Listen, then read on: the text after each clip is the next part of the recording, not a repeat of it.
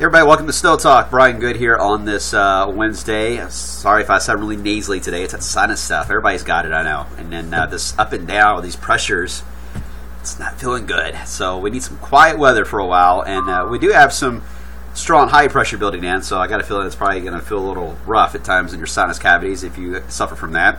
At least, though, we get the benefit of enjoying some sun breaks now developing across wave country. We got low level clouds kind of being stubborn here, breaking up. Very close, I shouldn't say low level, more like mid level, right across the Ohio River. They will break up. Those dry air work its way in from the north today. And then we got this steady stream of clouds here. This is going to be the tough part to really clear out our far southern counties today. Otherwise, we'll see more and more sun, fill in here as we head throughout the day. But it's not going to be completely gloomy and overcast all day long. It's going to be this off and on sunshine, it looks like. So that's the story, because the cloud cover to the south is another little wave passing by here tonight. All the moisture for the state to our south. Otherwise, we'd be looking at something wintry here, but that's not the case. But it will get some clouds in southern Kentucky. So we got 40s now. It is colder to the northwest, but it gets even colder once you get into the Dakotas. That is the reinforcing shot of cold air that is moving our way as we head into this upcoming 36-hour period. Let me show you that on Futurecast for the rest of the day. We'll top out in the mid-50s. Then for tonight, I have a mainly clear sky develop, and we'll drop down into the 30s, it looks like. And then tomorrow, I think we have a good chance to get to the upper 50s. May even hit 60. It will depend on when the Arctic front arrives. We'll have a west wind most of the day, and with a lot of dry air in place, we should overachieve, especially in Louisville, and get awful close to 60. Now, if the front gets here too quick, right now it's projected to be very close to the 6 p.m. period. We will not get to that point. We'll begin to see the drop. But I think we have at least one more mild day, if you will, before we see the drop kick in. And this is what we got to look forward to as we head into Friday morning. Actual temperatures on the left, wind chills on the right. So below freezing here in Louisville, 20s widespread. Some wind chills in the teens in our northern counties on Friday morning for the kids at the bus stop. Otherwise, widespread wind chills in the 20s. It is going to be a tough morning to get through. It's been a while since we've had wind chills like that, and we don't have a lot of improvement in the afternoon. We'll get into the 40s here in the city, but some of you may not get out of the 30s, so it means wind chills in the 30s, in some cases in the 20s, all day long. And then we get into the really cold stuff just in time for the football games, any playoff games going on Friday night. It's going to drop off, wind chills in the 20s. Dress for that if you have plans Friday night. And then Saturday morning, down in the 20s we go, wind chills in the teens likely. And it's going to happen dry, too, with dry weather. Man, I hate that. I am not a fan of the cold. I'm a fan of snow. The thing is, can't get one without the other. Science always gets in the way. Let me show you the latest on the trends, though, as we head toward this weekend. Here's that cold blast again Friday. Now, this front for Saturday and for the weekend has been slowing down. So now we're going to push the rain chance back into Sunday. So Saturday looks mainly dry. Clouds will increase. Sunday, here comes the rain. Temperature generally in the 50s, though, for this weekend. It moves on by. We have some cool air behind it. Nothing too dramatic showing up. But then we have another front that will move in on Wednesday the 15th. This one gets weird because it moves through because the low is up here, and the low occludes. So the front's going to get snaked very sharply, kind of in an east-west fashion, next Wednesday and Thursday. And that should allow another area of low pressure right along that. And we see that form as we get into Friday. And then that it may pull in some cold air, which leads us into the problems for, say, the period after the 18th and 19th of November, heading into Thanksgiving week. That's where we run into issues, okay? So, what's going to happen as we get into that period? Well, first off, let's look at the snowfall forecast. Gives you an idea of where I'm leading to this. This weekend, there could be a rain-snow mixture, by the way, in Illinois as that front moves in.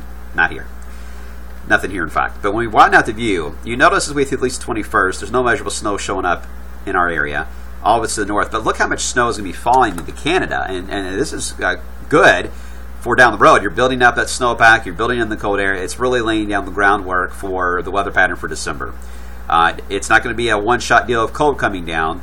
It's going to be a process. And it may come at a price of some teases of cold. And still, I think we may not be out of the woods on severe weather. But we'll see how this evolves as we head into the month of November coming up. When the snowboard was put together this morning, I decided to take out that rain to flurry chance, if you will, around the 20th. It may come back. It doesn't look to be a big deal. The issue is the extent of the moisture of it digging in, how that's going to play out. The confidence I have today is not as high as yesterday, and it wasn't very high to begin with because confidence in general long term is low. But I'm going to give it some time. I'm going to pull it back on it for now. I don't like to do that very often, but I'm going to pull it back on it for now, and then I'll reevaluate as the week continues. All right, so I don't mean to mess with your emotions here, but I'm just trying to. It's not a big deal either way. When you look at the Euro Ensemble, it is still hinting at it taking place still. It's going to be a low that digs in and really digs in across the Mid-Atlantic and goes up.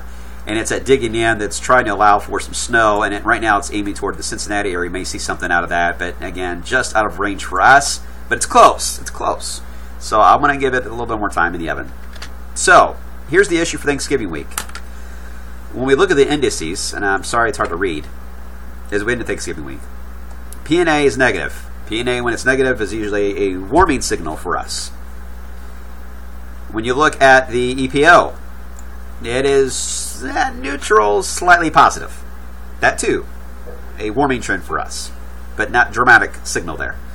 NAO, North Atlantic Oscillation, trends negative.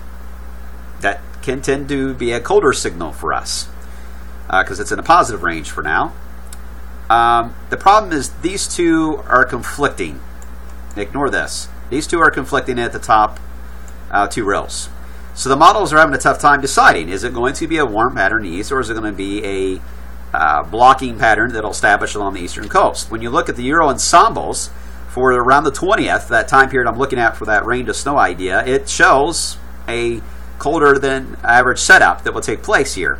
That would be certainly a negative NAO that would develop. And the reason why I think the PNA is going positive is you got such a digging going on here, you would expect the trough to kind of blow up over us. But when you look at even Thanksgiving, it still shows signs of a negative NAO. So the forecast with tendency would be a colder than normal Thanksgiving holiday would show up.